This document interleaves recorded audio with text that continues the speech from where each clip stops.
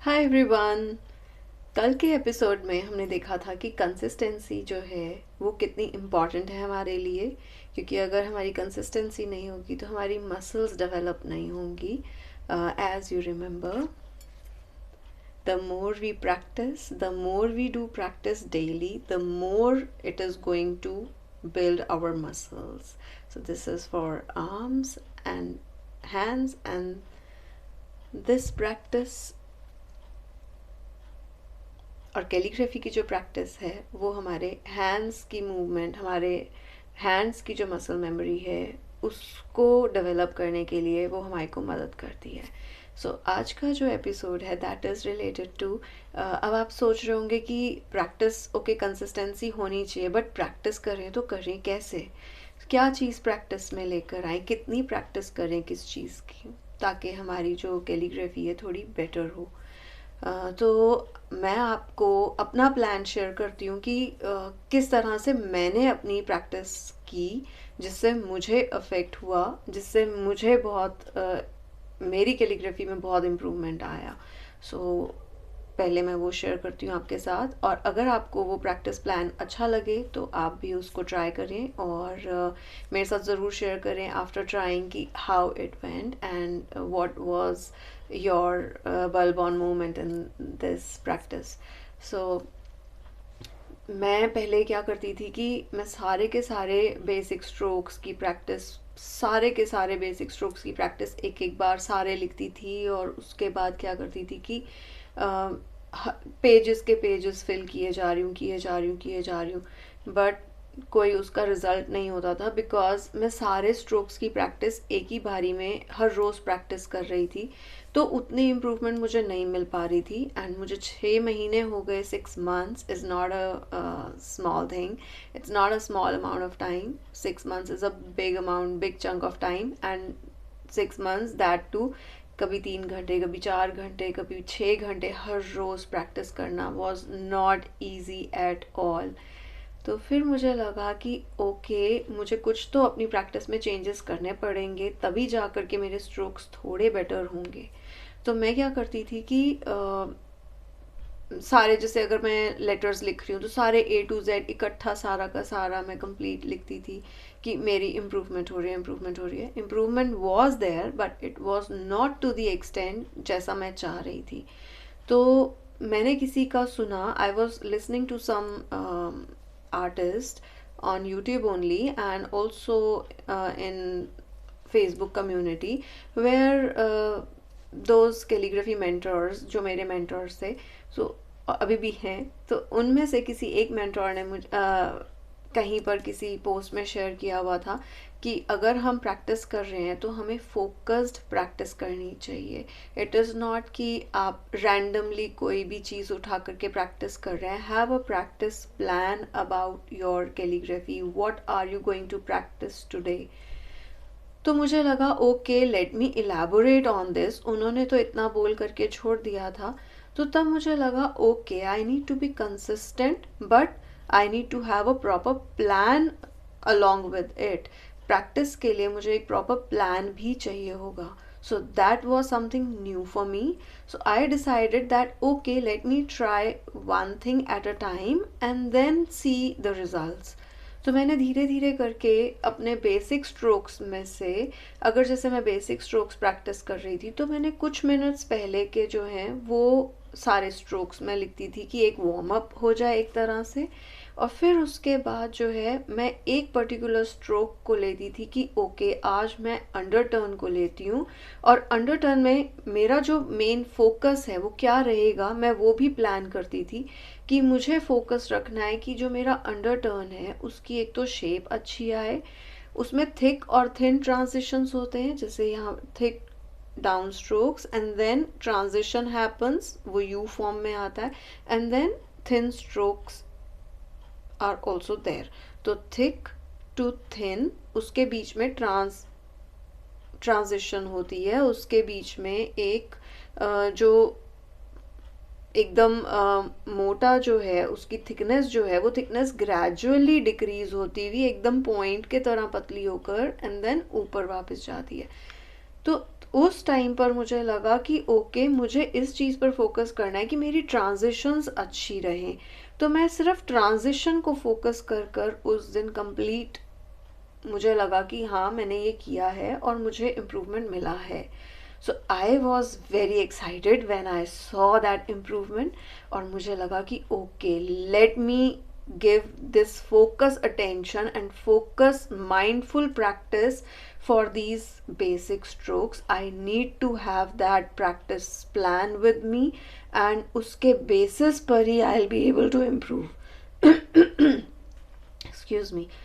उसके बाद ही I will be able to improve. तो उस टाइम पर क्या हुआ कि मुझे लगा कि ओके मैं अपना रोज़ तो प्रैक्टिस करूँ ही करूँ सारे स्ट्रोक्स की फॉर फ्यू मिनट्स, फॉर से अगर मैं 1 घंटा आज मेरे पास टाइम है और मेरे को लग रहा है कि मैं 1 घंटा आज प्रैक्टिस कर पाऊँगी, तो 1 घंटे में से मैं 10 मिनट्स क्लॉक को देखकर, वॉल क्लॉक को देखकर मैं चेक करती थी कि ओके मुझे आज 7 to 8 प्रैक्टिस करना है, तो 7 to 7:10 मैं अपना सिर्फ और सिर्फ सारे बेसिक स्ट्रोक्स लिखने हैं, मुझे बनाने हैं अपने best version of basic strokes.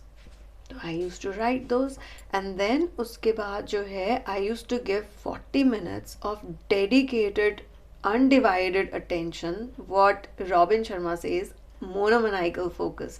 So I was giving monomaniacal focus on that one stroke.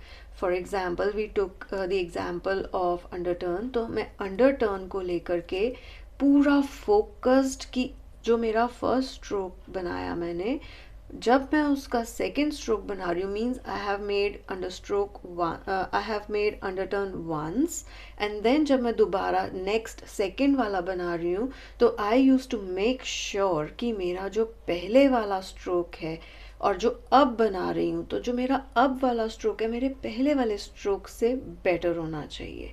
तो उसके लिए मुझे क्या करना पड़ता था कि मैं पहले उस एक को जो बनाया है उसको प्रॉपर पूरे से फोकस करती थी, उसको देखती थी कि मैंने इसके अंदर क्या चीज़ मिस कर दी है जो मेरा ये स्ट्रोक परफेक्ट स्ट्रोक नहीं लग रहा है।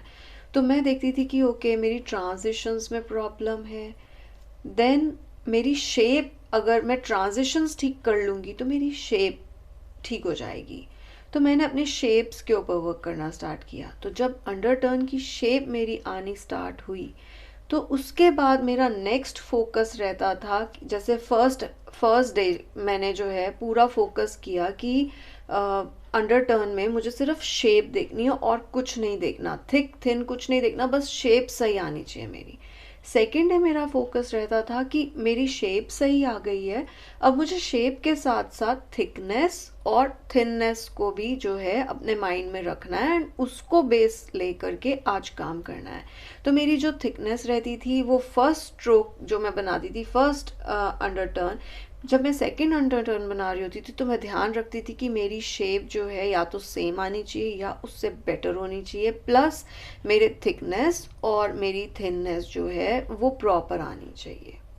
देन जब मेरी वो थिकनेस मैंने अचीव करी तो थर्ड डे मैं क्या देखती थी कि मुझे मेरी थिकनेस मिल गई, थिननेस मिल गई, मुझे शेप भी सही मिल गई, बट अब मेरे ट्रांजिशन जो है, मुझे ट्रांजिशन पे वर्क करना है। तो मैं थर्ड डे अपने ट्रांजिशन के ऊपर फोकस करती थी and keeping those two things also in mind कि मेरी शेप भी सही आए, मेरी थिकनेस और जो थिन पार्ट है वो भी सही आए, और जो मेरी ट्रांजिशन है जो थिक टू थिन है वो मेरा एकदम एक्यूरेट आए, एज इट इज़ जैसा मुझे चाहिए, the way I have desired, या जो मेरे मेंटोर जैसा बना रहे हैं। तो मुझे लगता है कि ओके मेरी थिकनेस और थिननेस जो है उसके बीच में जो ट्रांजिशन है that should be absolutely perfect like them. तो तब मैंने वो फोकस करना स्टार्ट किया। तो इन ऑल अगर मैं देखती थी तो मैं हर स्ट्रोक को एटलीस्ट 7 डेज देती थी। एंड सिमिलरली अगर मैं अपने बेसिक स्ट्रोक्स बना करके जैसे कंप्लीट कर लिया, मैंने अंडरटर्न भी बना लिया, देन एक हफ्ता मुझे ओवरटर्न के लिए लगा, देन एक हफ्ता मुझे एसेंडिंग स्टेम लूप के लिए लगा, एक हफ्ता मुझे डिसेंडिंग स्टेम लूप के लिए लगा, एक हफ्ता मुझे ओवल्स के लिए लगा, एक हफ्ता मुझे कंपाउंड कर्व के लिए लगा। तो इस तरह से जब मैं 1 वीक करके कर रही थी, तो 7 वीक्स मीन 7 स्ट्रोक्स थे, तो 7 वीक्स लगे। तो 7 weeks means little less than 2 months. तो 2 मंथ्स के अंदर पहले मुझे लग रहा था कि मुझे पता नहीं क्या इम्प्रूवमेंट मिलेगी, I am not seeing any results. लेकिन जब मैं एक दिन का काम करती थी और नेक्स्ट डे अपने स्ट्रोक्स देखती थी, तो फर्स्ट और सेकेंड डे के जो स्ट्रोक्स हैं उनमें थोड़ी सी इम्प्रूवमेंट दिखती थी। And by the time it was 7th week, so what I saw was magic, because I was mindfully, monomaniacally focusing on each and every stroke for, and I was keeping 1 stroke a day as my focus for next 7 days. So उससे क्या होने लग गया कि मेरे basic strokes अच्छे आने लग गए। And then what happened was, जब मेरे बेसिक स्ट्रोक्स अच्छे आने लगे तो मुझे लगा okay let me try letters also. तो जब मैंने लेटर्स बनाने स्टार्ट किए, when I was practicing those letters, तो तब मुझे लगता था कि I was not able to connect दो स्ट्रोक्स प्रॉपरली, बिकॉज मैं जो अगर सपोज मैं स्मॉल केस ए बना रही हूँ, तो ए में क्या होता था, ओवल अच्छा आता था, बट कई बारी जो है मेरा अंडर टर्न उसके साथ अच्छे से फिक्स नहीं हो पाता था, उसके साथ मैं अटैच नहीं कर पाती थी, और कई बारी वो अंदर चला जाता था उसके स्पेस में, so it never use to look so good. तो तब मुझे लगा okay I can make the same practice for alphabets, for my English alphabet as well.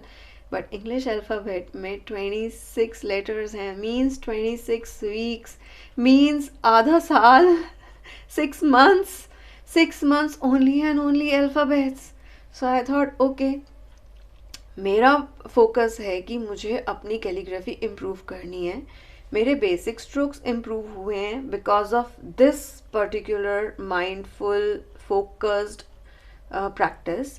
तो सेम वेज मेरे लेटर कनेक्शंस भी इसी तरह से इम्प्रूव होंगे। So I need to devote that time whether I like it और not. तो मुझे लगा okay let me try this thing, I will try for few days, if I feel that my letters are getting better then I will continue it, and I will give myself 6 months time for just for A to Z letters. So I was like okay चलो ठीक है कर लेते हैं, ये भी करके try करते हैं, हो सकता है कुछ फ़र्क पड़े। So when I tried, I started with letter A. Normally जो है जो इजी लेटर्स होते हैं दैट इज़ आई टी, जो अंडर टर्न से स्टार्ट होते हैं, तो वो मैं ऑलरेडी 6 मंथ से प्रैक्टिस कर रही थी, तो कुछ आइडिया था कि किस तरह से बनाना है, किस तरह से रहेगा।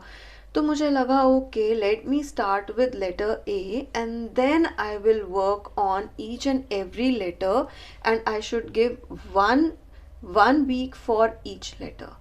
So when I started that, let me share my process of doing that. So I used to make letters like this every single day for 1 week continuously on one letter, focusing on one letter at a time for that particular week. So I was like okay let me give it a try.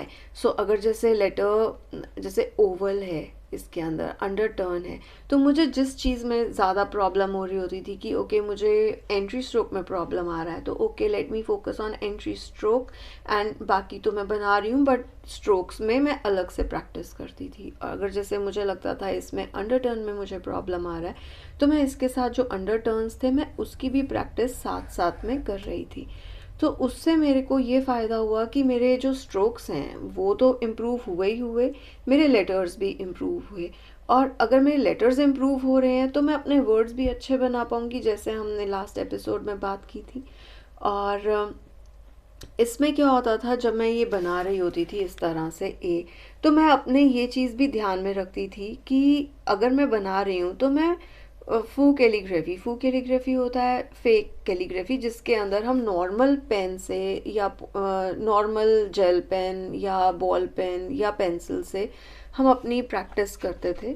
और उसके अंदर जैसे अगर मैं बना रही हूँ तो मैं पूरी शेप को स्टडी करती थी कि अंडर टर्न की शेप कैसे आती है, और उसके साथ मैं ये रिपीट करती थी इस तरह के डबल, जहाँ थिकनेस आती थी वहाँ डबल लाइंस आती थी मेरी, और वहाँ देती थी। तो उससे ये होता था कि मुझे शेप की क्लैरिटी होने लग गई कि ओके इस तरह की शेप आएगी।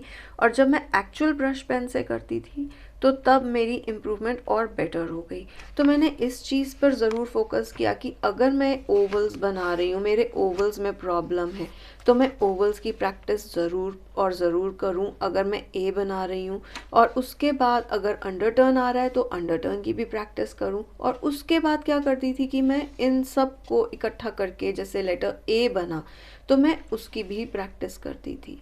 तो जब मैं ये प्रैक्टिस कर रही थी, मैं ऑलरेडी फ्लरिशिंग का काफ़ी कुछ कर रही थी साथ साथ में, एंड मेरी लेटरिंग अच्छी थी, बट मुझे और बेटर करना था। तो मुझे लगा कि okay let me try this way. जब मेरे स्ट्रोक्स अच्छे हो सकते हैं, बेसिक स्ट्रोक्स, तो मेरे लेटर्स भी इससे अच्छे हो सकते हैं एंड मैं इससे और बेटर परफॉर्म कर सकती हूँ। तो मैंने जब लेटरिंग स्टार्ट की थी, इट वाज नवंबर 2018, एंड ये वाला जो मेरा काम है दैट इज़ 21 नवंबर 2019। तो आप ये समझ लीजिए कि अगर एक साल के अंदर जो है मैं अपना बिल्कुल, जहाँ पेन चलता भी नहीं था तो वहाँ पर I use to do such kind of flourishing with my normal gel pen. तो उससे जो है मुझे ये काफ़ी फ़र्क पड़ा। और अगर जैसे कई बार ये होता है, और आज अगर मैं जैसे देखती हूँ मेरी पॉइंटेड पेन में, तो इस तरह का मैं अल्फ़ाबेट्स की प्रैक्टिस जो है इंग्लिश अल्फ़ाबेट की एक बार ही ज़रूर करती हूँ अगर मैं कुछ भी काम कर रही हूँ। तो by the end of that practice I always right A to Z all letters in small case, and अगर टाइम होता है मेरे पास तो मैं कैपिटल लेटर्स भी करती हूँ। तो अगर मैं एक एक हफ्ता मैंने दिया है उस चीज़ को तो that is working till date.